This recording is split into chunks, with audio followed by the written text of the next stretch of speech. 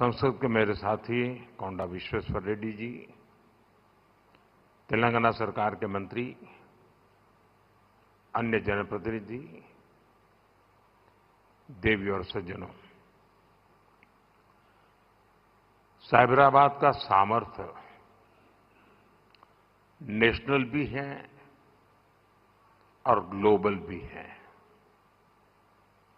ये तेलंगाना के और देश के तेज विकास का प्रमुख केंद्र है।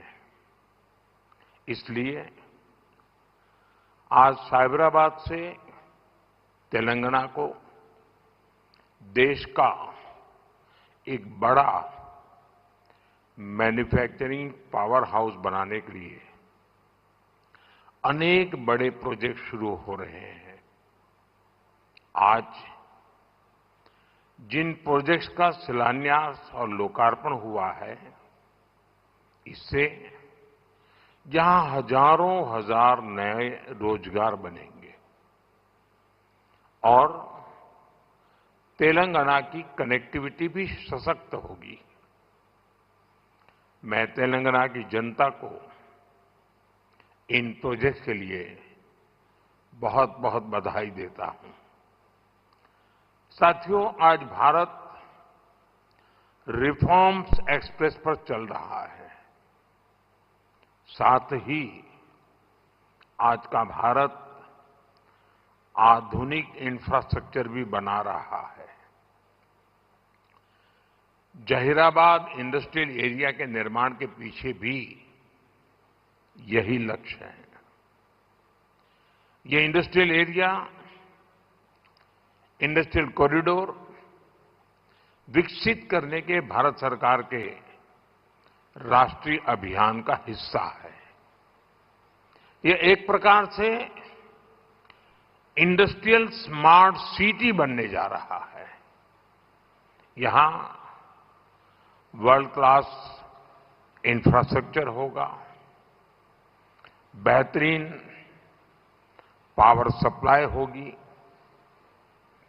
एडवांस आईसीटी नेटवर्क होगा, यानी दुनिया भर के निवेशकों के लिए यहां हर वो सुविधा होगी जो इंडस्ट्री के लिए उन्हें जरूरी है।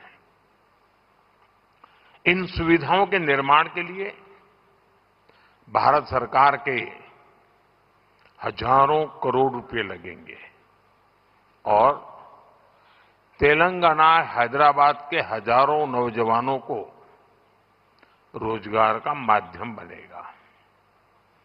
यहां बनने वाली गाड़ियां, मशीनरी, यहां लगने वाले फूड प्रोसेसिंग उद्योग, ये तेलंगाना के श्रमिकों और किसानों को भी सशक्त करेंगे। साथियों, अतीत में जब भारत दुनिया की बहुत बड़ी इकोनॉमी था, तब हमारे वस्त्र उद्योग की बहुत बड़ी भूमिका थी। अब हम अपनी उस विरासत को फिर से सशक्त कर रहे हैं। वारंगल का पीएम मित्र पार्क देश में टेक्सटाइल क्रांति को गति देगा। पीएम मित्र पार्क में लगने वाली यूनिट्स को केंद्र सरकार की योजनाओं का भी पूरा लाभ मिलेगा। उन्हें केंद्र सरकार की पीएलआई स्कीम से भी मदद मिलेगी। यानी इस टेक्सटाइल पार्क से बड़ी संख्या में रोजगार का निर्माण होगा। खासतौर पर जो हमारी बहनें, बेटियां हैं, उनके लिए अनेक अवसर बनने वाले हैं। साथियों, बीते 12 वर्षों में भारत सरकार की बहुत बड़ी प्राथमिकता आधुनिक कनेक्टिविटी भी रही है। रोड्स हो, रेलवे हो, एयरपोर्ट हो, कनेक्टिविटी के हर मोड़ पर अभूतपूर्व निवेश किया जा रहा है। करीब 2.25 करोड़ रुपए की इन्वेस्टमेंट सिर्फ और सिर्फ नेशनल हाईवे पर की गई है और इसका बहुत बड़ा लाभ तेलंगाना को भी हो रहा है। बीते 11 वर्षों में तेलंगाना में नेशनल हाईवे का नेटवर्क डबल हुआ है। तेलंगाना और कर्नाटका को जोड़ने वाले नेशनल हाईवे के चौड़ीकरण से बहुत सुविधा होगी। इससे ट्रेवल टाइम कम होगा और किराए भाड़े में भी बचत होगी। साथियों, साल 2014 से पहले अविभाजित आंध्र प्रदेश के लिए 1000 करोड़ रुपए से भी कम का रेलवे बजट होता था। रेवंता जी सुन रहे हैं ना?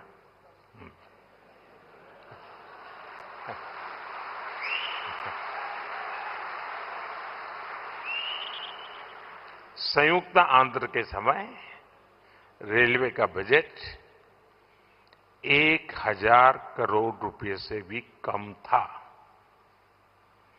आज सिर्फ संयुक्त आंध्र की बात नहीं कर रहा, आज सिर्फ तेलंगाना का रेलवे बजट ही लगभग 5,500 करोड़ रुपए का है।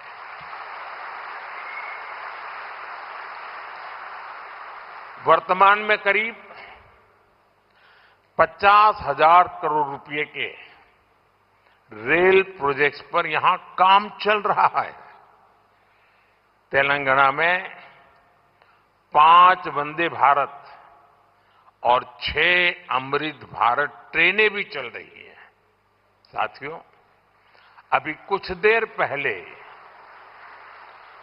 Kazipet Vijayawada multi tracking project के कुछ सेक्शन का लोकार्पण हुआ है। इसके अलावा Kazipet rail under bypass line का भी राष्ट्र को समर्पित की गई है। इन सुविधाओं से सफर भी आसान होगा और ट्रांसपोर्टेशन की गति भी तेज होगी। साथियों, 21वीं सदी की इस दुनिया में बिना ऊर्जा सब काम ठप पड़ जाता है। एनर्जी सिक्योरिटी का क्या महत्व है, ये आज दुनिया का हर व्यक्ति महसूस कर रहा है। इसलिए भारत की एनर्जी सिक्योरिटी पर हमारी केंद्र सरकार अभूतपूर्व निवेश कर रही है। मलकापुर में इंडियन ऑयल के नए टर्मिनल का उद्घाटन इसी दिशा में एक बड़ा कदम है। यह टर्मिनल तेलंगाना की बढ़ती एनर्जी नीड्स को पूरा करेगा, सप्लाई चेन को मजबूत करेगा। साथियों, बीते सालों में सोलर पावर के मामले में भारत दुनिया के टॉप देशों में पहुंच चुका है। पेट्रोल में इथेनॉल ब्लेंडिंग को लेकर अभूतपूर्व काम हुआ है। पहले हमने 100% एलपीजी कवरेज पर फोकस किया, अब हम पाइप से सस्ती गैस पर फोकस कर रहे हैं। सीएनजी आधारित व्यवस्था को प्रमोट कर रहे हैं। ऐसे तमाम प्रयासों के कारण भारत इस बहुत बड़े वैश्विक ऊर्जा संकट का सामना कर रहा है। लेकिन अब आज समय की ये भी मांग है कि पेट्रोल, डीजल, गैस ऐसी चीजों का बहुत संयम से इस्तेमाल करें। जो एनर्जी प्रोडक्ट हम विदेशों से मंगाते हैं, हमें प्रयास करना है कि जितनी जरूरत है उतना ही उपयोग करें। इससे विदेशी मुद्रा की भी बचत होगी और युद्ध के संकट से होने वाले दुष्प्रभाव को भी कम किया जा सकेगा। साथियों, आज तेलंगाना का युवा नए सपने देख रहा है। यहां का किसान नई उम्मीदों के साथ आगे बढ़ना चाहता है। यहां के उद्योग, यहां के एमएसएमई, यहां के स्टार्टअप सब एक विकसित तेलंगाना के निर्माण में अपनी भूमिका निभाना चाहते हैं, क्योंकि तेलंगाना विकसित होगा तो भारत विकसित होगा। मैं तेलंगाना के हर परिवारजनों को ये भरोसा दिलाता हूं कि आपके सपने पूरे करने के लिए केंद्र सरकार ही इससे भी और तेज गति से काम करती ही रहेगी। अब हमारे रेवंता जी ने कहा था कि हां, हम पॉलिटिकल बात नहीं करेंगे, तो मैं भी नहीं करूंगा।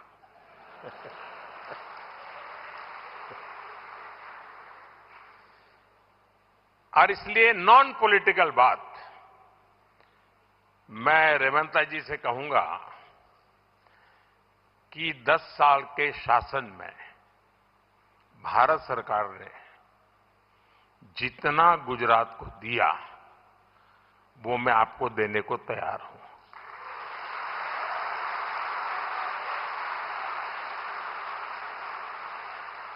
लेकिन मेरी जानकारी से मैं आपको बता देता हूं कि जैसे ही मैं ऐसा करूंगा, आपको जो अभी मिल रहा है वो आधा हो जाएगा।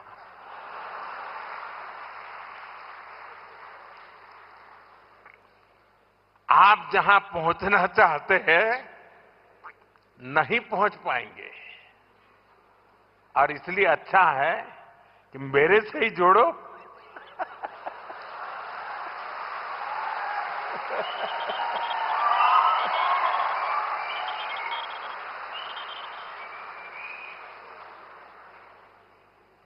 साथियों, हमारा एक पक्का विश्वास है कि डेमोक्रेसी में राज्यों में अलग अलग प्रकार की सरकारें होना कोई बुरी चीज नहीं है, लेकिन देश के विकास के लिए राज्यों का विकास भी उतना ही महत्वपूर्ण है। राज्यों के विकास के बिना देश का विकास संभव ही नहीं है, और इसलिए हमारी सारी योजना के केंद्र बिंदु में राज्यों का विकास हो, तेज गति से विकास हो, उस भाव को लेकर के हम सब मिलकर के चलें और 2047 विकसित भारत का सपना हम अपनी आंखों के सामने सिद्ध होता देखें। यही मेरी सबको शुभकामना है। बहुत बहुत धन्यवाद।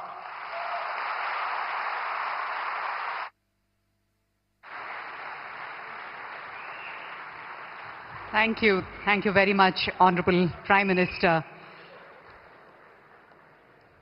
Ladies and gentlemen, on that note, we thank our Honorable Prime Minister for his inspiring address and